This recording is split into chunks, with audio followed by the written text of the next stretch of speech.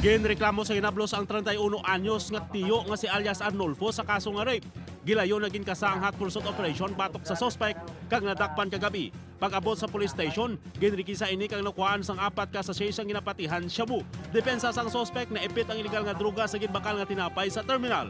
Konduktor sa nipasero nga salakyan ang suspitsado. Kaso nga rape kag pag-upos sa illegal nga droga ang pag-aatubangon nga kaso ni alias Arnulfo. Nagpatigayon sang sorpresa nga Greyhound operation ang BJMP sa Aklan District Jail. Isa-isa nga ginsulod sang operatiba ang mga selda sa mga inmate agud masiguro nga wala sang ginatago nga kontrabando, ilabi na ang supply sang ginadumilian nga droga. Pila ka mga gamit sang preso nga ginadumilian sa selda ang ginpangkuha, pero negatibo sa anuman nga illegal nga droga ang nasambit nga jail facility.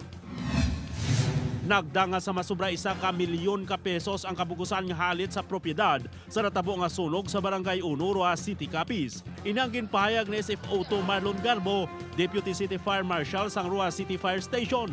Kapin 30 ka mga puloy-an na nasunog, nagligad nga simana, kag 25 dire ang totally damage. Natabo ang sunog dungan sa pagdagsa sa mga bisita kag delegado para sa Webra 2019. Gindayaw gani ang maayo nga himuan sa mga atleta halin sa Aklan nga nagbulig sa mga nasunugan pagi sa paghatag sa ilang pagkaon sa mga biktima. Siyam ka vintage bomb ang gindispose ang Philippine Army sa Barangay Batuan, Syudad sang Lacarluta, Negros Occidental. Ini nga mga bombang nasapwan sang traktor driver sa Hacienda Fe sa nasambit man nga barangay. Ang pagkakita sa mga wala maglupok nga mga bomba nga gingamit sa ikaduha nga inaway pangkalibutanon, makabulig agud maluwas sa peligro ang pumuluyo, ilabi na ang mga nagaobra sa Hacienda. Suno kay Lieutenant Colonel Egberto Dagoscos sang 62nd IB.